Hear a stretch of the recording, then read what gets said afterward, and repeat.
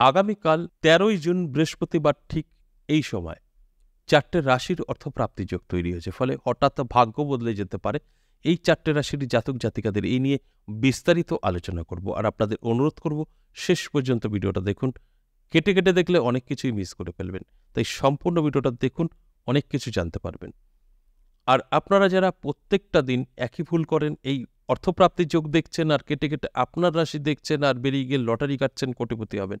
আপনার আগে তো জানা দরকার এই আলোচনাটা কি অর্থপ্রাপ্তি, অর্থাৎ অর্থ আপনার কাছে এসে ধরা দেবে। লটারি কাটা কিন্তু অর্থ প্রাপ্তি বলে না, অর্থ আপনি খুঁজতে যাচ্ছেন, আপনি দোকানে দোকানে ঘুরছেন, লটারি কাটছেন। অর্থপ্রাপ্তি তো অর্থ আপনার কাছে আসবে। হ্যাঁ, এটা হতে পারে লটারি থেকেও, যদি লটারি বিক্রেতা আপনার বাড়িতে হেঁটে আসে। দেখবেন অনেকেই পাড়ায় পাড়ায় ঘুরে ঘুরে বিক্রি করে, সে হয়তো লাস্টে একটা টিকিট পড়ে আছে, আপনাকে জোর করে দিল, আপনি নিতে চাইবেন না, না নেবো না নেবো না, জোর করে দেবে, সেখান থেকে হতে পারে। এইভাবে হতে পারে লটারি থেকে, কিন্তু অর্থপ্রাপ্তি মানেই লটারি কাটতে হবে তা কিন্তু নয়। অর্থপ্রাপ্তি মানে আপনার যে কোনো জায়গা থেকেই হোক না কেন ১০ টাকা বা কোটি টাকা এসে ধরা দেবে। হতে পারে সেটা রাস্তায় পড়ে পাওয়া, আপনি কোথাও যেতে গিয়ে ১০ টাকা পড়ে পেলেন, বা ১০০ টাকা বা ৫০০ টাকা, এটাই হচ্ছে অর্থপ্রাপ্তি যোগ। বা আপনি কাউকে টাকা ধার দিয়েছেন, সেই টাকাটা কাল আপনাকে রিটার্ন করলো, এটাও অর্থপ্রাপ্তি যোগ। বা আপনার কোনো পৈতৃক সম্পত্তি থেকে কিছু অর্থ অংশীদারি হিসাবে আপনার পাওয়ার কথা ছিল, সেটা আগামীকাল শুরুয়াত হয়ে গেল, কিছু পয়সা পেলেনও, এটাই অর্থপ্রাপ্তি যোগ।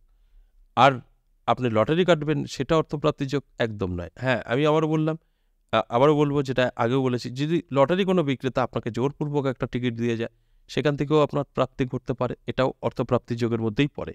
তবে আপনি দোকানে দোকানে ঘুরে ঘুরে টিকিট কাটবেন, সেটা অর্থপ্রাপ্তিতে পড়ে না, অর্থ খোঁজা বলে, আপনি তো খুঁজছেন।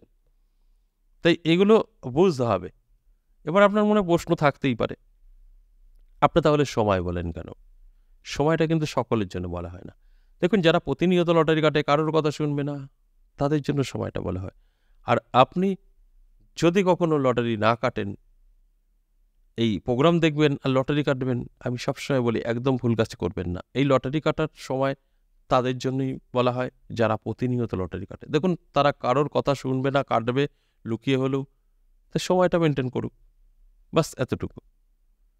এবার যেটা আপনাদের ভালো করে ফলো করতে হবে, যে এই অর্থপ্রাপ্তি যোগ কীভাবে তৈরি হয় সেটাকে জানতে হবে। দেখুন, রাহু, শুক্র, মঙ্গল ভালো থাকলেই অর্থপ্রাপ্তি যোগ তৈরি হয়। অর্থাৎ আজকে যে ৪টে রাশি নিয়ে আলোচনা করবো, এই ৪টে রাশির জাতক জাতিকাদের প্রথমত তাদের ভালোভাবে জন্মছক বা হস্তরেখা মিলিয়ে দেখতে হবে যে তার জন্মছক বা হস্তরেখায় রাহু, শুক্র, মঙ্গল কী অবস্থায় অবস্থান করছে।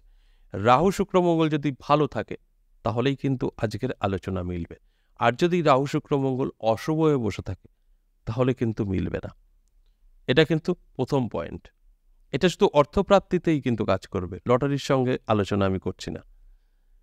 তাহলে আপনার এই রাহু, শুক্র, মঙ্গল ভালো আছে, আপনার কিন্তু মিলতে পারে। আপনার খারাপ আছে, আপনার মিলবে না। এটা আপনার দায়িত্ব, সেম রাশি যতই থাকুক না কেন। আপনি বলতে পারেন, অনেকেই আছেন যে বলে আমার রাশি বলেছে আমার সাথে মিলবে না কেন, এরকম অনেকেরই মেলে না। আমি তো বলেই দিই যে মিলবে না। 50% জাতক জাতিকাদের আমাদের জানতে অজান্তে গ্রহ ভালো থাকে, তাদের মেলে। আর 50% জাতক জাতিকাদের আমাদের জানতে অজান্তে গ্রহ ভালো থাকে না, তাদের মেলে না। এটাই তো বাস্তব, যে কারণে 50% বলি। এই আজকের আলোচনা যারা শুনছেন সেম রাশির জাতক জাতিকা, 50% জাতক জাতিকাদের মিলবে, তারা তাদের ভাগ্য বদলাবে। আর 50% জাতক জাতিকাদের কোনো রকম মিল খুঁজে পাবে না, তারা তাদের ভাগ্য বদলাবে না। আমি শুধু তাদের উদ্দেশ্যে বলবো, আপনার সাথে কেন মিলছে না একটু খোঁজ করুন, সেটাকে প্রতিকার করার চেষ্টা করুন, নিজেকে একটু চেঞ্জ করুন, অবশ্যই ভালো সময় আসবে। এগুলো আপনার উপরে দায়িত্ব, আপনাকেই করতে হবে। তারপর কিন্তু গুড রেজাল্ট আপনি পেতে পারেন। আমি রাশি বলে দেওয়া সবার সাথে মিলবে, একদম ভুল, তা কখনো হয় না। আসুন এক এক করে সেই রাশিগুলো বলি, যে ৪টে রাশিকে নিয়ে এখন আলোচনা করছি অর্থপ্রাপ্তির যুগে ভাগ্য বদলাতে পারে। সেই রাশির মধ্যে প্রথমেই আমি সিংহ রাশির কথা বলব। আপনার যদি সিংহ রাশি হয় তাহলে অবশ্যই আগামীকাল হঠাৎ আপনার ভাগ্য বদলে যেতে পারে। আর আপনার সিংহ রাশি, আপনি প্রতিনিয়ত লটারি কাটের নেশা করে ফেলেছেন, লটারি কাটতেই হবে, তাহলে আপনার জন্যও কিন্তু একটা ভালো সময় অপেক্ষা করছে।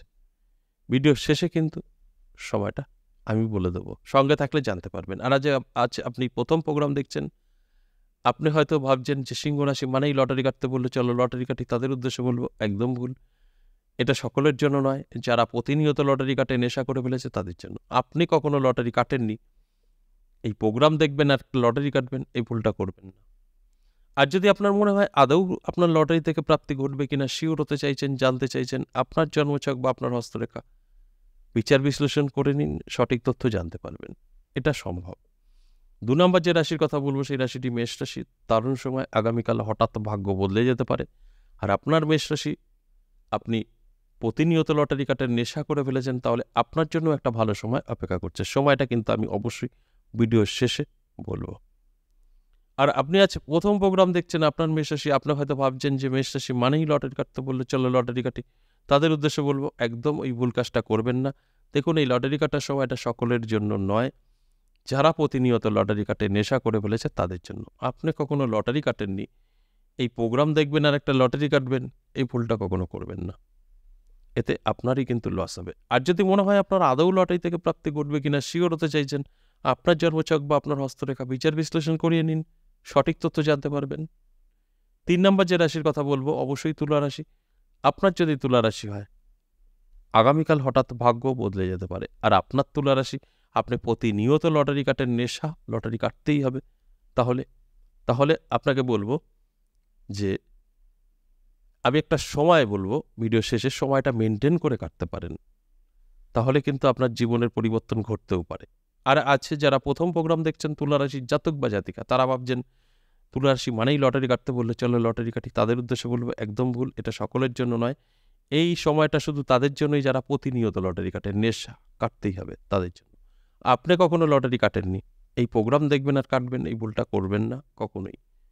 আর যদি আপনার মনে হয় আদৌ আপনি লটারি থেকে কিছু পাবেন কিনা, প্রাপ্তি আছে কিনা জানতে চাইছেন, তাহলে আপনার জন্মছক বা হস্তরেখা বিচার বিশ্লেষণ করে নিন, সঠিক তথ্য জানতে পারবেন।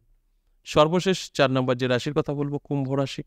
দারুণ সময় থাকছে, আগামীকাল হঠাৎ ভাগ্য বদলে যেতে পারে। আর আপনার কুম্ভ রাশি, আপনি প্রতিনিয়ত লটারি কাটেন নেশা, লটারি কাটতেই হবে, তাহলে আপনার জন্য ভালো সময় অপেক্ষা করছে, যে সময় মেনটেন করে একটি টিকিট কাটলে ভাগ্য বদলাতে পারে। আর আপনি আজ প্রথম প্রোগ্রাম দেখছেন, আপনার কুম্ভ রাশি, আপনি ভাবছেন হয়তো কুম্ভ রাশি মানেই লটারি কাটতে বললো, একদম ভুল, সকলের জন্য নয়। কুম্ভ রাশির জাতক জাতিকাদের মধ্যে যারা প্রতিনিয়ত লটারি কাটে তাদের জন্য সময়টা বলা হবে। আপনি কখনো লটারি কাটেননি, এই প্রোগ্রাম দেখে কাটতে যাবেন না, এটা কিন্তু আপনার জন্য অনেকটাই ভুল হবে। আর আপনার যদি মনে হয় আপনার আদৌ লটারি থেকে প্রাপ্তি ঘটবে কিনা জানতে চাইছেন, শিওর হতে চাইছেন, তাহলে আপনার জন্মছক বা হস্তরেখা অবশ্যই বিচার বিশ্লেষণ করে নিন, সেখান থেকে সঠিক তথ্য জানতে পারবেন। এটা কিন্তু সম্ভব। এছাড়া এই যে 4টে রাশিকে নিয়ে আলোচনা করছি, সকলের সাথেই কি মিলবে না। এই 4টে রাশির মধ্যে যাদের যাদের জন্মছক বা হস্তরেখা রাহু শুক্র মঙ্গল ভালো আছে, তাদের সাথে কিন্তু এই অর্থপ্রাপ্তির যোগ কাজ করবে। আর যাদের ভালো নেই তাদের কিন্তু মিলবে না। এবার আসুন, যে 4টে রাশিকে নিয়ে আলোচনা করছি, এই 4টে রাশির সময় বলবো বলেছি। দেখুন, এই 4টে রাশির মূলত যে সময়টা ভালো পাওয়া যাচ্ছে সেটা কিন্তু বিকেল 4টে থেকে সন্ধ্যে 7টা, অত্যন্ত শুভ। এই সময়টাই আপনি মেনটেন করবেন, সারাটা দিন কোনো সময় আর কাটতে যাবেন না।